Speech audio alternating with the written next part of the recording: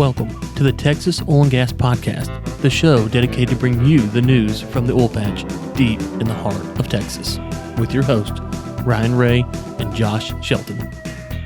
And we're back with the Texas Oil and Gas Podcast. This is episode 120. I'm your host, Josh Shelton, my friend and co-host, Ryan Ray. Ryan, it feels like it's been a month or so since we've done a podcast, man. We had Labor Day. I was gone. David Blackman filled in, so it's been a while.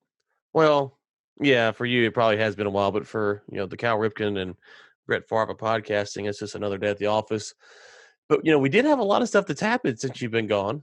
We've had some reviews, and there's two that I want to point out. One is by this individual who's, I guess, borderline unstable is the best. I know him personally, so, he's borderline unstable. B Samuels 7106. If you follow me on LinkedIn, you might be able to figure out what the B stands for. If you listen to anything in the oil and gas podcast space or are looking for a good place to start, pick this one. Josh is definitely a highlight, and his co-host is pretty good too. Like I said, the man's unstable. He's on medication. We're working on that. But this one actually caught my attention more. 5 stars, wonderful, by the old Mr. Hicks. Their voices sound like a mix of Fergie and Jesus. Now, I'm not going to necessarily claim the right to Jesus, but I am giving you Fergie. So I think from now on, you should bring in the show as Ferg, or, you can go Fergie if you want to, but as we call you off the show now, it's Ferg. And so it's good to have you back, Ferg. And, I appreciate that, that you're here with us, so it's good to have you back. Ryan, a lot of times I like to meet some of my listeners and take them out to lunch. I travel around, and I think Mr. Hicks owes me a lunch. Did you hear that? His listeners. Nate, did you catch that? His listeners. Oh, yeah, I got B. that. Samuels. His listeners. Other silent majority. Yeah. Okay. I'll make sure it wasn't it's me. One other news and note for Josh's listeners, not mine. News and notes is that I have now officially come on with the George H.W. Bush Foundation for U.S.-China Relations, and so excited to announce that. We will link to a conference that we have coming up here in late October 28th and 29th. And if you're interested in working with China or having Chinese nationals work with you or your company, reach out to me on LinkedIn. We'll love to talk to you about what we have going on. Really excited for Josh's listeners to get this opportunity. It's pretty good, Josh, for your people. And the final thing, Nate sent an email today making fun of my office space to someone, one of Josh's listeners probably. We are moving to a new studio, and hopefully we'll have that set up next Monday. But if not, I would say a week from Monday for sure would be safe to bet, huh, Nate? Absolutely. And if not, then you know who to blame. That's why I got it on the record. That's exactly why I got on the record. Just wanted to make sure there was no, nothing about that. And finally, people, don't send in emails saying that we should lay off Nate. It really causes a lot of problems behind the scenes. So anyways, good to have you back. Yeah, good to have you back, Josh. Let's get into it, buddy. All right. So earlier this week, there was I don't know if it was this week or no, it may have been the week before last. So Julian Castro, along with Elizabeth Warren, came out with different energy policies.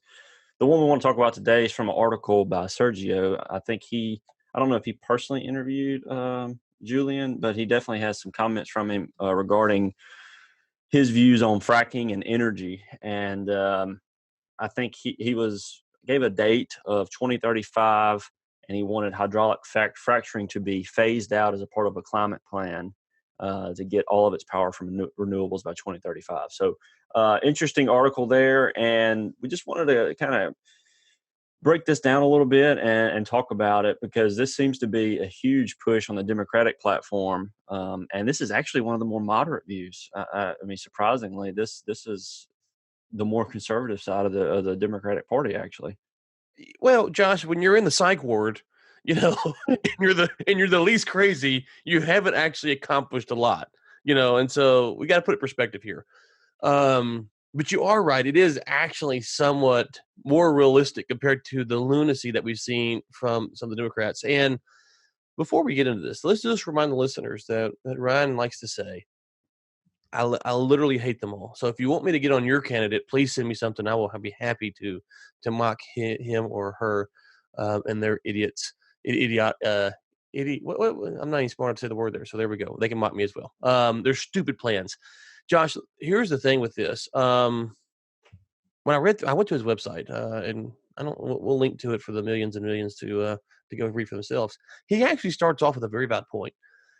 And he's saying that weather-related damages to homes and businesses shrinks the economy. And from an economic standpoint, he is right that when there's a flood, when there's a hurricane, when there's a storm, it actually hurts the economy. So he actually has a very, very, very, very, very basic understanding of the economy, and you can see that by his opening statement. The problem is he is a complete idiot in everything else he says. And here's how I'd like to frame this. And I didn't get this idea. This isn't something that I've thought of. I heard other people say this. I'm kind of repeating this point. He says, and I quote, "The crisis is the greatest existential threat to our future, but we have the power to mobilize the greatness of America." So let's just break that down, Josh. I need your help here. Let's just say that today you go to the doctor, and the doctor says, "Mr. Shelton," and the article references a 12-year time period, so we'll say that, "Mr. Shelton, you have 12 years to live." Not only do you have 12 years to live, the disease that you have will not only kill you, it will spread to your children, and your children aren't old enough for in 12 years to have grandchildren, but if they were, the grandchildren. So in 12 years, theoretically, you and all your descendants would be dead because of this disease, something like the plague maybe, that you have. Would that be the main concern of everything that you concern yourself with the next 12 years, or would it be the second, the third, the fourth, the 10th, lower on the total pole? Where would that rank for you, Josh? It would be the only thing that would be on my radar, essentially. I mean, that what else would matter? Right. Raising the taxes, lowering the taxes, trade deals with China, military-industrial complex, none of that would matter if 12 years is all you have. And this is what this lunatic is saying, that he has 12 years. He doesn't believe that. And that's my frustration. Because if you believe that 12 years is all we have, you would be podcasting, you would be videoing, you'd be YouTubing. You wouldn't be flying around the country. You wouldn't be asking reporters to come to see you because you're using fossil fuels. You wouldn't do any of that. So you, sir, are a fraud like the rest of y'all. And I'm sick of this, Josh. It really is. If we want to say we want to use renewables, I'm not anti-renewable. Go for it. But quit telling me the world's going to end in 10 years. It's not, because you don't believe it. You are a fraud. You are a liar. You, Pocahontas, Kamala Harris, and whoever else is saying this nonsense is a flipping liar. And the reporters who cover this man and any other Democratic candidate that says this, if you do not call them out, you are frauds, because you are driving around in gas-powered vehicles. You are flying around in diesel-powered, gas-powered planes. You are using fossil fuels. If you think the world's going to end in 12 years and we cannot fix it, then let's not talk about anything else but that. That's it. There's nothing in the world to discuss than to prevent this catastrophic event. And if you think there's something else worth discussing, you're wasting your breath, because in 12 years, 11 years, and 364 days, by tomorrow, it's over. And Josh, it frustrates me because it makes the debate so stupid. Whereas we can have a rational discussion about what the role is of wind energy, what the role is of nuclear energy, what the role is of solar energy. And those are all great solutions. But this crap has to stop. And people, reporters, when you're covering these people, you cannot let them lie. You are a fraud if you let them lie like this, because you don't believe it either. Ask them, how do they know? Why have all these models been wrong? And I don't care if you're a Republican. I don't care if you're a Democrat. I don't care who the hell you are. If you're going out there and saying this nonsense, you need to be called on it. Be consistent. I think we talked about this either online or on the show. If you really believe this, why are you not just Skyping like we are right now? Why don't you Skype all the presidential meetings? Why don't you Skype all your news conference calls? Why don't you just Skype everything? Because you don't want anyone to travel, because you're trying to minimize the impact on the environment. But you're not doing that. Are you, Josh? They're not, I mean, not you, but that's not what they're doing, is it? No. And that's one of the hilarious things about some of these presidential debates when they go on stage and they spend 30 minutes debating all these topics, and they get to climate, and then they say things like, in 10 years, the world's going to end. If we have 10 years, it's like, well, what the heck was that 30 minutes we just wasted there? I mean, why are we talking about taxes and healthcare and all this? I mean, why do we want to ensure that people have healthcare for the next 10 years until, the species goes extinct? And I think it's a great point. And I think the fact that they don't believe it's clear, because if they did, then it wouldn't be ranking number 4 or number 10 on their important issues. It would be number 1, and there wouldn't even be any room for anything else. Exactly. If tomorrow we wake up and North Korea has a nuclear missile fired at our shore, at the western shore over at California, there will not be talk of anything other than that missile. And I don't know how long it takes to get there, but can we stop it? Did we stop it? Whatever. That would be all the news would talk about, because we are looking at global World War III. If the Russians declared war on us, that's all anyone would talk about, because it would be such a big threat. We would realize this is what's happening. And those are small by comparison. Right.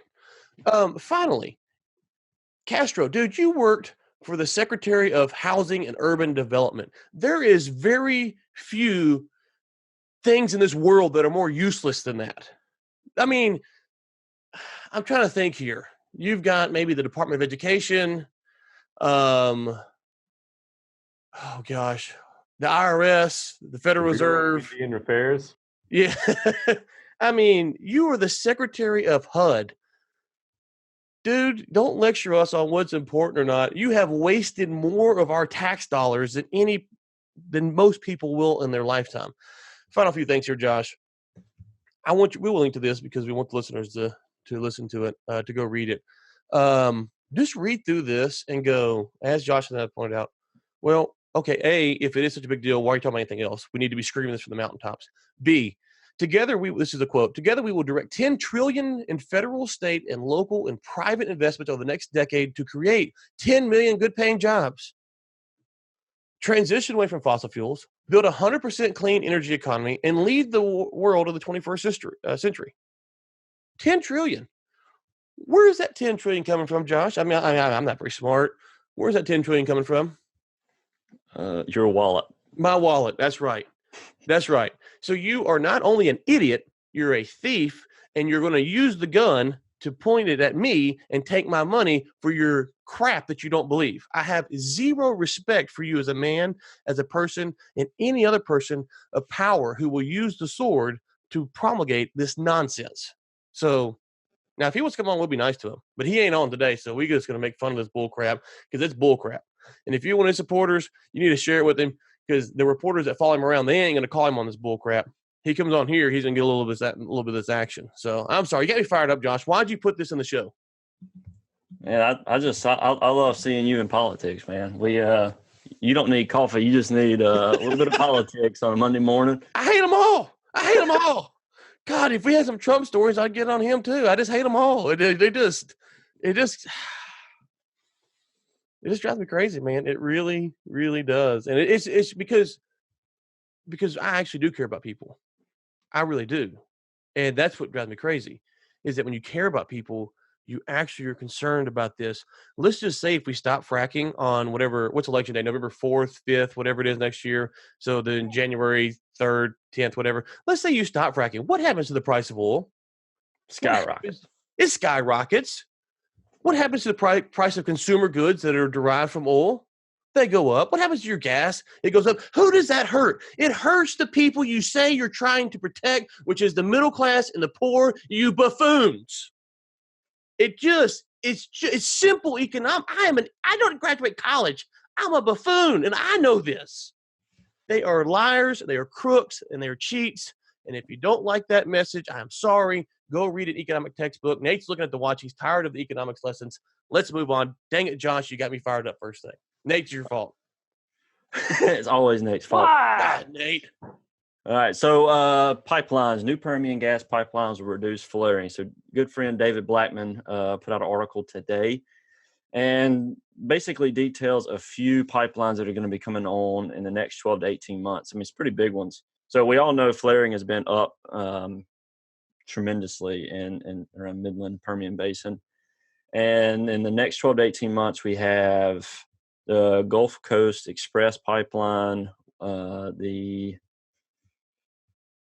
There's another one that is coming on, the Freeport LNG and Cheniere Energy. They're going to be doing some expansion announcements. Although, Ryan, we're going to get into this. I don't know if we have time today, but oilprice.com released something that some of these expansion announcements are being put on hold due to some of the negotiations between China. So that's going to be interesting to see how that plays out as well. But with that said, a lot of pipelines are coming on, and therefore we should see flaring reduce pretty tremendously. The question is, with these new pipelines, will that give us more access to gas, and will that cause the prices to go down considerably? So that's going to be the thing to watch. Hard to tell at this point, but definitely something to keep an eye on. Well, it's a lot more fun to discuss than the morons we just talked about. It is. No, this is interesting for a lot of reasons. I think we talked about this before you went on your 6 weeks hiatus a few weeks ago. The Railroad Commission is talking about. Well, I say talk about. Wayne Christensen voted against flaring, so he had a 2-3 vote. And so it kind of made people go, okay, is this for show? Is this reality? And I've been talking offline. Obviously, part of what I'm doing with the Bush-China Foundation is help negotiating deals to get gas to China. That's part of the role I'll be playing there. So I'm very excited about some of that stuff. But that being said, it's going to be interesting to see because we've talked about the rig count going down. And I think we covered an article on this show or another show about potential Mark Papa coming out saying that he thinks, I think it's 700,000 barrels a day will come off the market next year. Well, we think about Permian production decrease. We have to figure out whether or not, if that happens, how much natural gas, because the Permian produces a ton of natural gas, not on purpose, as we're talking about here. It's just a result. So if the oil production does go down, which I don't think it's going to go down that much, but if it does, let's say, how does that impact the natural gas market? So it's an interesting spot. The other thing is there are new technologies. Some of the stuff that we've been working with throughout the week is, what to do with this excess gas, what to do with it, how to use it. And so there's a spot in the market now where people are coming in saying, okay, we see the flaring, we're wasting the gas, we don't want to waste the gas. How do we turn this into a profitable business while prices are low? And I think there's a lot of folks who are trying to figure out this problem. But you're kind of stuck with the fact that the Permian is so robust in oil production, and there just happens to be natural gas that comes out of there. If you didn't have that, the natural gas market would look a little bit differently. On top of that, though, if the natural gas price does go down, I think you're going to see the companies who mainly drill in natural gas plays or have a lot of presence there, a lot of acreage there, they're going to want to go in and and really capitalize on that price point increase. So, yeah, I think David says that he summarizes it up at the very end. He says, while many very smart people will make educated guesses in the coming months, no one really knows what the answer will ultimately become. Like every other aspect of oil and gas, it's a risk. And I think he's right. There's so many things, how much will the Permian production go down? Because, again, mainly oil, but a lot of natural gas, pipelines coming on, trade deal with China, all of this stuff you start to look at, you go, well, chicken and egg, and how does it play out, and all this kind of stuff. So it's definitely an interesting thing to see. Yes, it is. And mentioning some of the we were talking about some of the climate stuff. New Mexico actually is setting records with production. I think they were up 26% from last year. They have a report here that says that $174 billion is going to be spent on infrastructure by 2030. And I think New Mexico's oil revenue alone was $2.2 billion in 2018, which has there's a comment made in here that says that there was a pledge that New Mexico governor made about climate, making New Mexico more climate friendly by, I think it says New Mexico's electricity emission free by 2045. There it is. So being emission free by 2045 may cause some issues to develop here. So New Mexico has an opportunity. They have a lot of money coming in, infrastructure, but all of this may end up being stifled by some of the pledges that they made to make their electricity emission free, which is going to cause prices to go up, things like we were mentioning earlier. So New Mexico is one of those states that has benefited greatly by oil and gas, but I don't know what their future is going to hold with some of the leadership there. Yeah, and this is part of the thing with like Castro's comment is 2035, I think was his date, 2045. It's really hard to understand when you talk about these deadlines that are so far out there. I don't know how old the governor is, but it's quite possible by 2045 she won't even be alive. I don't know. I'm just saying it's not like it's just around the corner. You're talking 26 years away or something like that. So it's a long time to forecast something like that. The Democrats are in power now, Republicans may be in power then, federal government might change. So when I read these, I sit there and I go, okay, I'm not too sure. And I don't know, and this would be something to look up, is how do the voting demographics shake out in New Mexico? What I mean by that is, if you take the southeastern portion of the state where a lot of this money is being generated for, if that's a very small percentage of the voting base, then you might have other parts of the state who are against this or in favor of what the governor's proposing here, who could actually outvote those southeastern counties. I know you have some stuff in the northwestern part of the state as well. So the demographics of the state will kind of push this as well, Josh, because if you think about it, if you have if you take something like New York City, what New York City wants essentially is what's going to happen in the state of New York, because it has all the population right there. Mm. So even if the northern part of the state was getting a huge benefit from something, if New York City doesn't want it, it has all the votes. So I don't know exactly about the voting demographics, but I think that would be the thing to follow here is, how do the voting demographics shake out, and do the oil and gas rich parts of the state actually have the numbers to vote in the Congress people, the state senators, the governors, to get the legislation that they want passed? Yeah, good point. And it's going to be interesting to see, how that plays out, because it's going to be very influential in the state. I mean, I think it says their revenue, 32.3% of the New Mexico State General Fund came from oil and gas. So very big deal for New Mexico. Right. We talked about pipelines, the pipeline protest laws. We actually had someone on, a lawyer that spoke on it briefly. And I think the law passed this past week, and there's been what they've shown is there's been a reduction in pipeline protests. Interesting stuff. We wanted to keep up with it. There's the way this article is written is they're saying that it goes beyond simply trespassing, and it's really discouraging protests in general, because a lot of these people who are funding these protests are nervous to be held liable due to the increase in the penalty. The amount of money you may have to pay is pretty substantial. So what they're saying is if you have someone that's actually organizing a protest, they're nervous about this, because if someone steps out of line, that may end up costing them a lot of money. So which if true is exactly what we brought up with Todd Staples, and is what we brought up with the Freeman Zabel guys. Not this exact scenario, but was exactly our fear, which is the government takes power and then expands upon that power, and then we already have trespassing laws in place.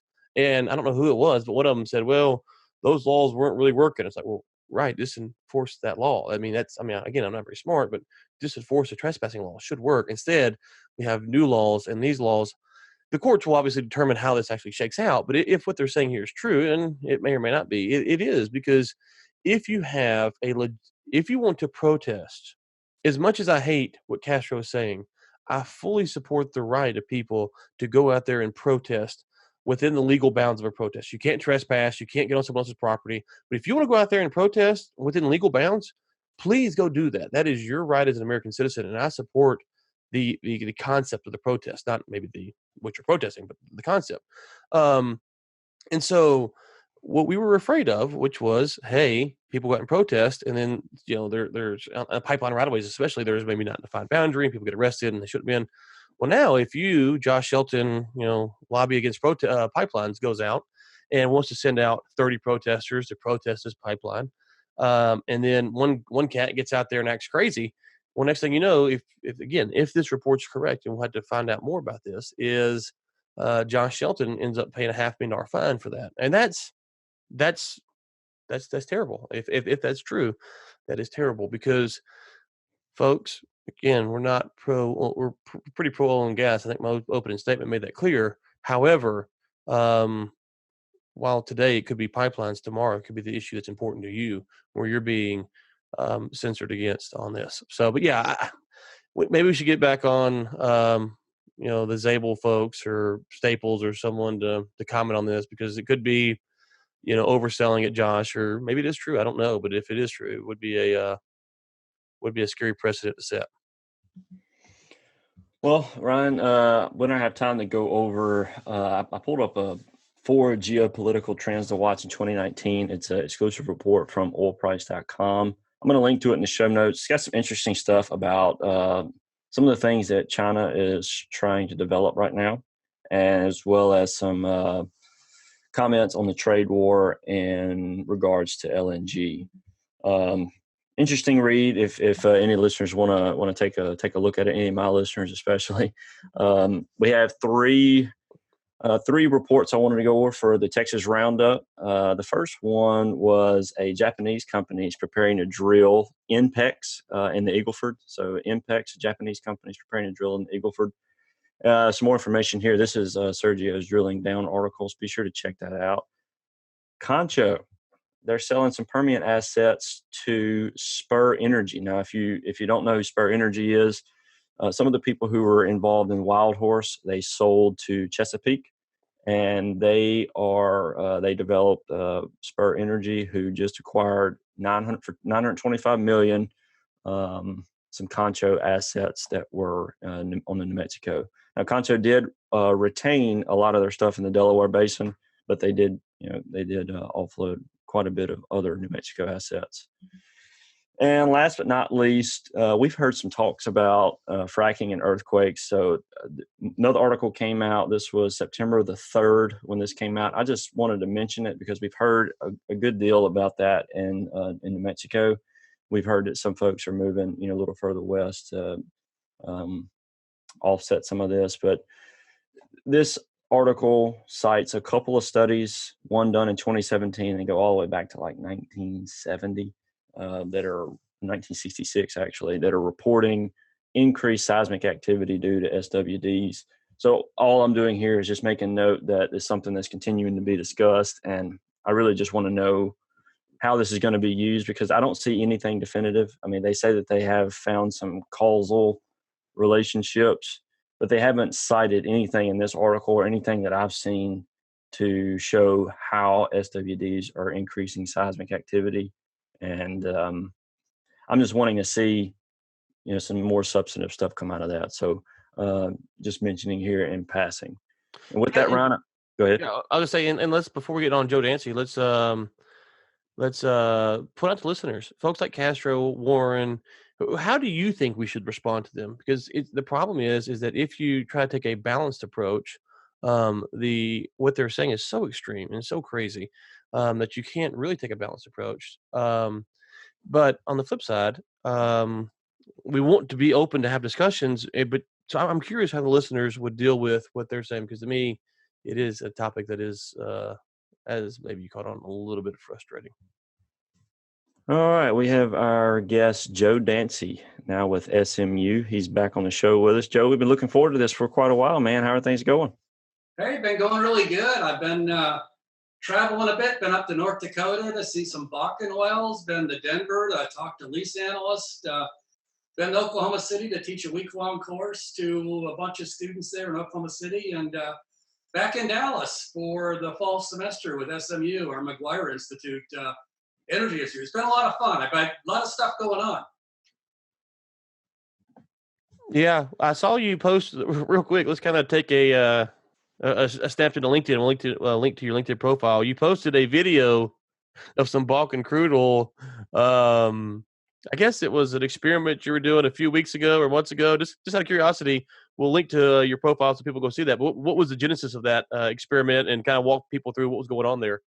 Well, actually, we had a regulators meeting, Interstate Oil and Gas Compact Commission meeting in North Dakota, up near Medora. And I've never been in the Bakken. I've been up in North Dakota, but never been on a Bakken well. And we got a tour with all the regulators, and I asked them, "Gee, can I take some Bakken crude home?" And of course, typical professor question. And he fills up a bottle with Bakken crude. It's really light, API like 43 API gravity.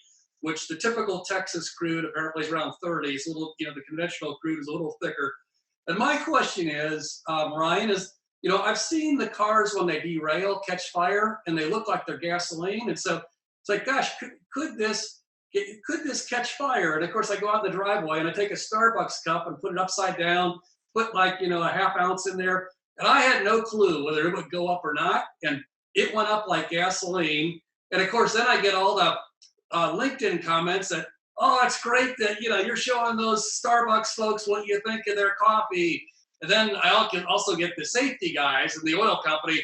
Where was your hard hat? Where was your glasses? Were you burning down you could have burned down the rig. Of course, they didn't realize this is in Dallas. And actually out of sight, I did have a fire extinguisher and a hose, but it did illustrate, number one, the Bakken crude, any unconventional crude apparently is very light and will ignite.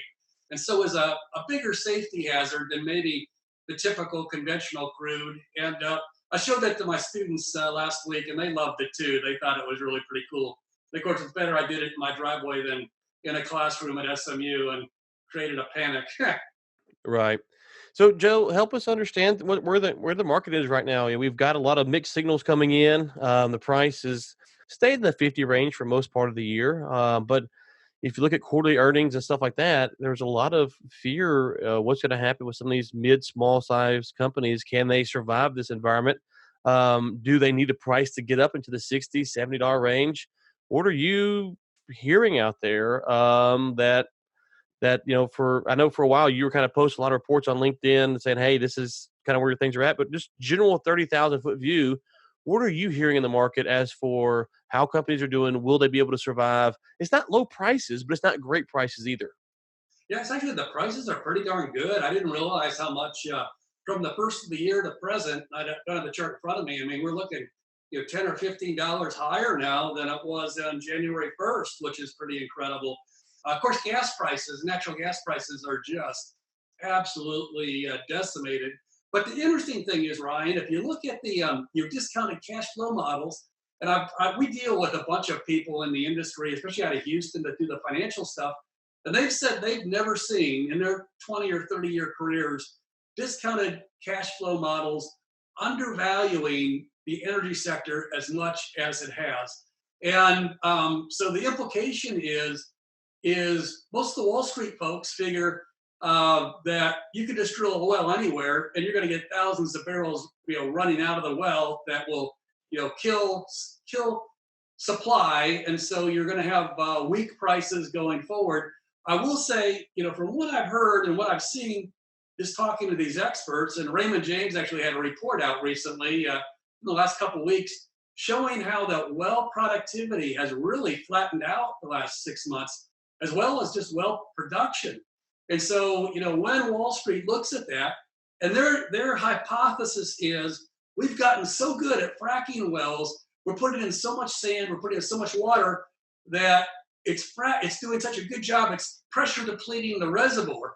Now, whatever unconventional reservoir you have, and so when you go in and you drill the child well or the development wells, what they're finding is those wells are nowhere near as productive as the initial well. And I've seen this for the last year. We had someone, Society of Petroleum Engineers, came up to the student chapter in Norman, and she presented a great paper. She prepared on parent-child problems. And so if that's the case going forward, to answer your question, number one, at current prices, there's a lot of companies that are cash flow positive, and that will do really well long term. Number two, going forward, I don't see a lot of price weaknesses in oil anyway. Natural gas is another subject. I don't see the oil gas prices going much lower because they're pretty well depressed right now. But going forward, I do think, and actually Raymond James is of the opinion, and of course they've been bullish for the last year or so. They see $75 a barrel or higher in the fourth quarter, which we're entering here shortly, and they see actually $90 a barrel oil next year, which is even better. And you throw all those numbers in a cash flow model, and the companies that you're looking at are 100% undervalued.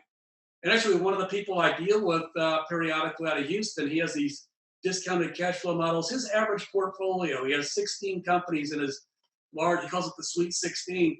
His average company is 100% undervalued, which is much more than normal. And so what's going on now, it's either predicting much lower oil prices, a trade war, a super recession, or the energy sector is going to do pretty well going forward. That being said, drilling activity is down 15% from a year ago. So that's another, if you don't drill the wells, you aren't going to get the production. So that's where we're at, Ryan. That's what I've been hearing. Now you were at the Interstate. I always get the Interstate Commerce Commission. Is that the right title? Yeah, Interstate Oil and Gas Compact Commission meeting. Yes. I'm part of the Texas delegation. Wayne Christian was there, the railroad commissioner, all the hot shots, the big players from North Dakota regulatory. The North Dakota governor came and spoke to us, and I got to talk to him for a few minutes. He was a pretty interesting guy. He's from business. He's really pro oil. So it was an interesting program with those folks. Now when we got you on, I think the very first time you had been to one of those, and one of the things that was so fascinating was y'all had talked about sand and fractal strength of sand, and we had you on. Since then, the sand market's kind of had an interesting up and down. What are some of the things that maybe from the regulatory side of things that folks are looking at that just the average news cycle isn't picking up? Because back then that was kind of some of the concerns and some of the points of discussion. What are some of the things, maybe what's it been, a year or 2 years since we've had you coming on, that the market shift, and maybe it's not sand anymore, but maybe some new issue that for our listeners to keep their eyes out for? Yes, the sand issue pretty much has been addressed and resolved. One of the big issues, this is huge, is as the industry slows down, you're seeing a bunch of property transactions. I mean, that's the oil and gas business. You and I are trading. We're both operators. You and I are trading wells. We're trading properties. Or I'm going out of business. I'm selling my lenders say, Joe, you got to sell this and raise cash to fix your balance sheet. So I sell properties to you, or vice versa. The regulators are real concerned because under most of the state statutes, you or I just have to have one plugging bond for, if we have one well or if we have 1,000 wells.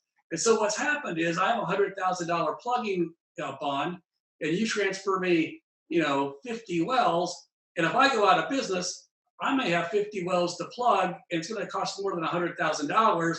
And the regulators are looking at that, and they realize a couple things. Number one, they don't want to get involved in the transactions because most of the times the deals between you and I are legitimate.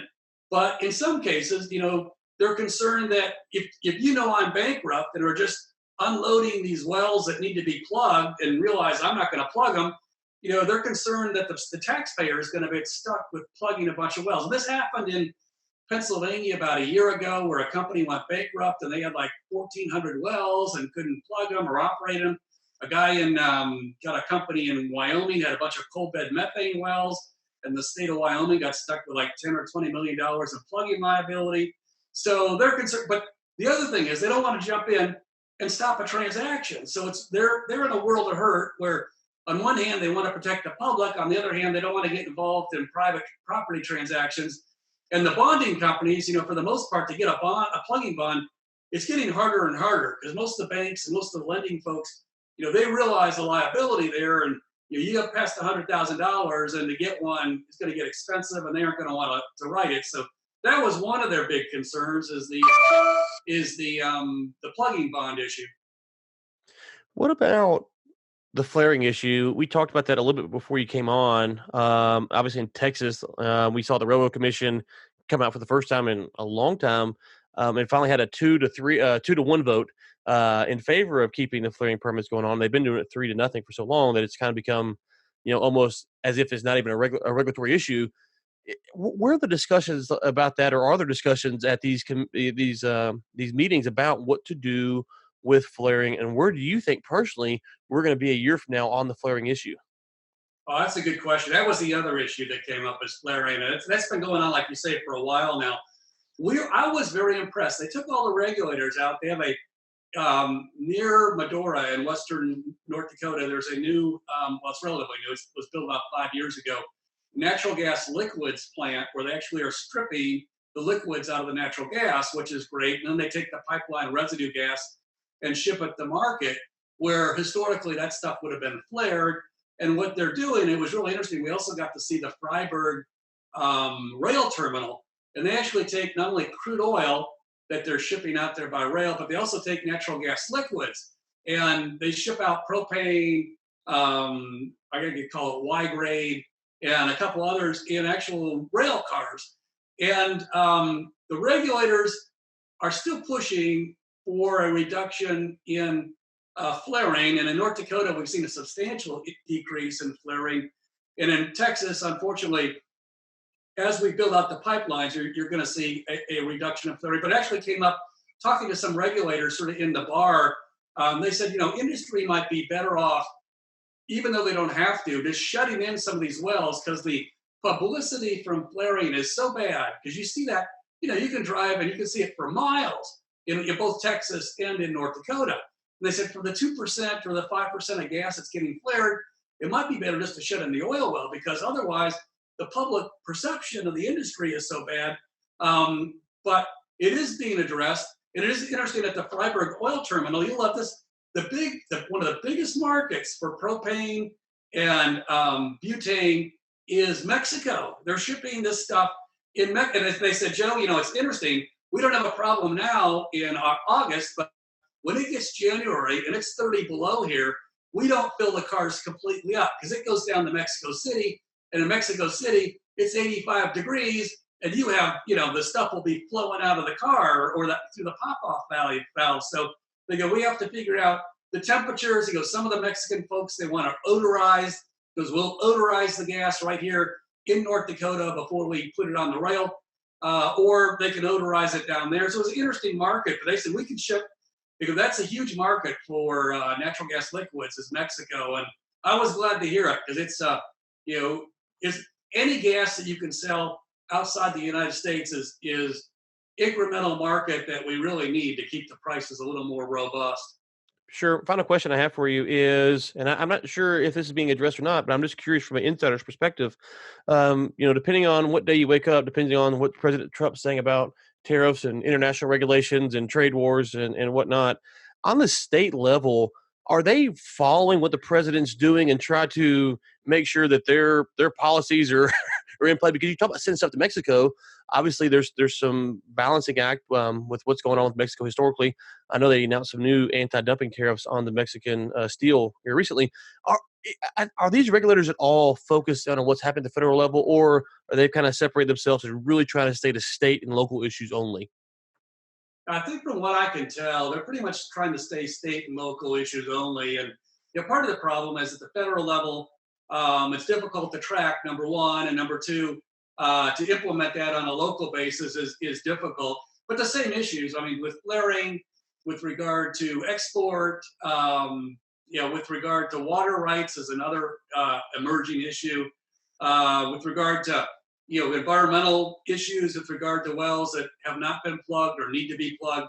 Those are all sort of state issues. They're also federal issues. And it is interesting just talking to the state regulators. They coordinate with the federal folks, but it's not a state regulators following the federal lead or vice versa. They're sort of like two different teams. One's the Dallas Cowboys, right, and the other one is, the New York Giants. And so, right, they both sort of have their own playbook. Well, and I fundamentally agree with that. I guess the reason I was asking is because obviously Trump's always talking foreign policy, but also you think of something like Colorado, where they were trying to basically ban fracking last year, and the implications of a federal lawsuit to get the Supreme Court to overturn that. I just wondered if there's any kind of tension going, we want to keep things nice and tight and local, but also having to deal with the reality that it might get to a lot more federal involvement. But no, that makes perfect sense. So when is the next meeting? Because we wanted to obviously get you back on to talk about what the trend is. So when's the next meeting, and what can we expect between now and then? Well, the next meeting is in May, and it'll be in Oklahoma City, so it takes a while. And I will say, just to sort of piggyback on your comments, in Colorado and in New Mexico, they have a new governors and new, essentially, legislatures, and both states are much less oil and gas friendly than the previous legislative group. And so looking forward, if you're in Colorado or if you're in New Mexico, you can expect much less leeway, I guess, if you're in the oil and gas business in both states. And of course, both states realize how the huge economic impact those industries have. But on the other hand, they are much more of the, I mean, I don't know if you saw Elizabeth Warren just came out and said she's going to ban fracking on the first day if she's elected.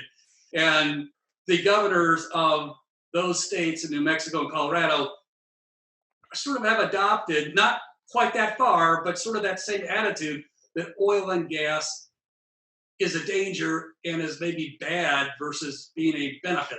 And of course, Trump takes the opposite. It is the oil and gas is a benefit, and I think North Dakota, Texas, Oklahoma, most of those states will agree. We may or may not have had a slight heated discussion about those very comments at the beginning of the show, Joe. All right. So it's so frustrating because we were talking about Julian Castro, who was in the news recently. Of course, Warren said that, and it's so frustrating because the thought process is catastrophic climate change coming, we got to stop it, and then they don't actually act like they believe it. They fly around in jets and planes. They invite people to big conferences where you've got to use oil and gas to get there. You've got to use oil and gas to heat and cool and build these arenas and stadiums. They use all the oil and gas benefits, but then continually tell us how bad and evil it is. And it feels like if you want to have a discussion about where renewables go, where nuclear goes, whatever, geothermal, let's have that discussion, Joe.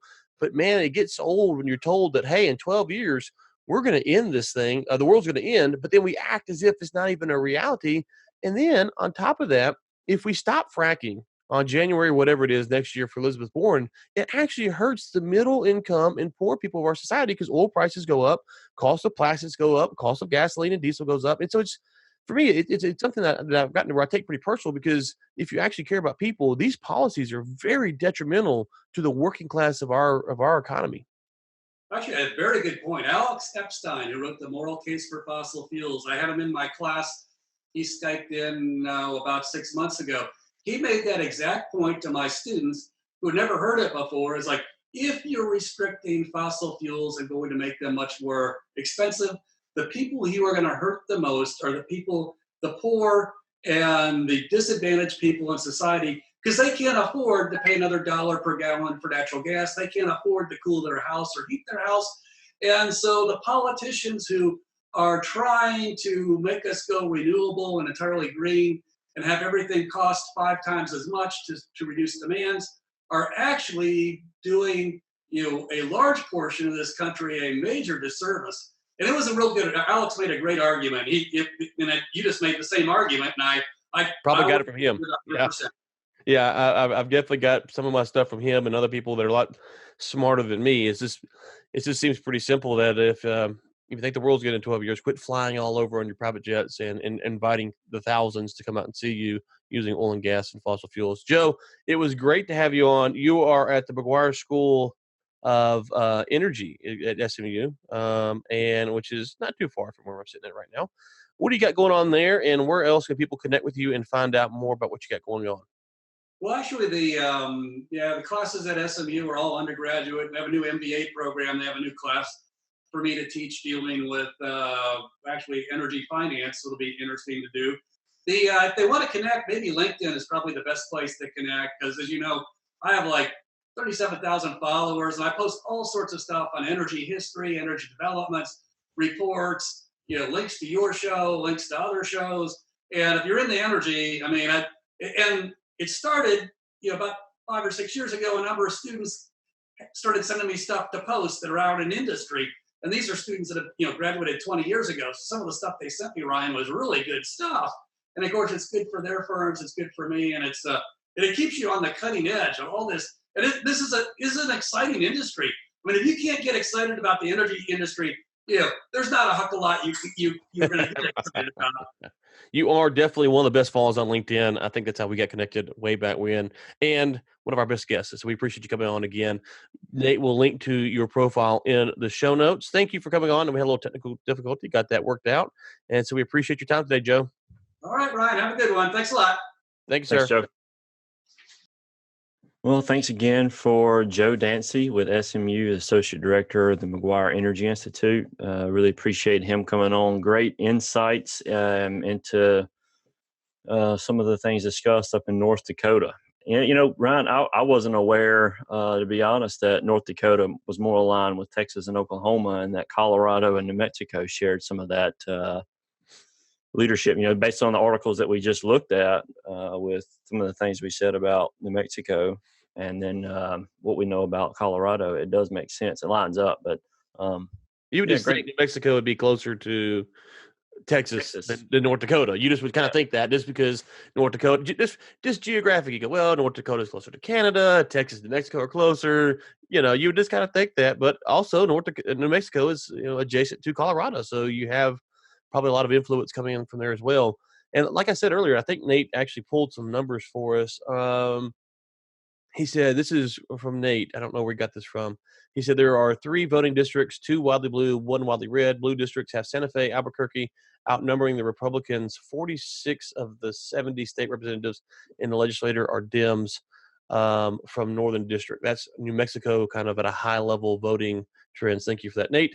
So you have the Colorado influence as well. And I'm not this is the New Mexico podcast, so I don't really know much about New Mexico, but I'd be curious to see historically where they have aligned, if they've been more of a, kind of a blue dog Democrat state or more of a wildly progressive state, because the longer the oil and gas industry impacts them, you would expect them to become more centrist or more red just because of all the money coming in, people moving out there, jobs being created and stuff like that. So anyways, well, Josh, I guess you got me riled up, man. Yeah. One last thing. The other 2 weeks ago, I went to the University of Tulsa, and I met with some of those guys up there. One of our listeners actually got us hooked up to go there and look. They have a fantastic program they're doing there on energy. I visited Dr. Oz with drilling and then production. One of the director there. He gave me a great tour. I mean, some of the greatest minds in the industry are working on things to increase efficiencies. So, the programs at the University of Tulsa and the energy department, I mean, they're just fantastic. So, thanks to them. Yeah, thanks for having. They invited Josh and I up. Josh couldn't make it. My daughter had surgery, but thanks for obviously sending the invitation. And if we can get Nate, maybe link to that in the show notes. Their energy department, what's going on there. We'll link to that as well. I'm kind of nervous, Josh. We went off on the Dems today. Speaker may come after me pretty hard offline this week, so I'm a little nervous for Speaker's comments. Next week we have on the return of kind of, I guess, a villain of the show, you might say. I'd call him a villain. Sergio Chapa should be on next week, so he's kind of crushed us on the Barnett, and it seems to just actively work against the show. I don't know why. We're always nice to Sergio. We've never done anything wrong to him that I can think of. Can you think of anything, Josh, that we've done to Sergio? No, we've always supported him. We basically got him hired to the Chronicle. We basically got him hired to the Chronicle, and so we got him face to face with Tillerson. I mean, at least once. Yeah. I mean, so I don't know, but he's on next week. Looking forward to having him on. TexasOilGasPodcast.com is the website. Rating and review, 5-star reviews. If you're mad about the Castro comments, please do not really leave a review, because we know what kind of review that would be. You can leave a 5-star and then say you guys are a bunch of idiots. I'll compromise. See, that's how you compromise, right, Josh? That's right. 5-star, but then say you guys are full of it. You're idiots. That's a fair compromise. Don't go 1-star and then criticize. But also don't go 1-star and then write a raving review. So it's 5 stars and critical. It's 5 stars no matter what, but then you can say what you want to in the comments below. Good to have you back, brother. We'll be back next week. Until then. Oh, final thing. The cruise, we promote the cruise. It doesn't look like we're going to have enough signups. We will extend it one more week because we're off for Labor Day, but probably not have enough signups to do that. So if you want it to do it, you want to do it, then you've got 1 week, and we will cut off the deadline for that. Until next time, keep climbing.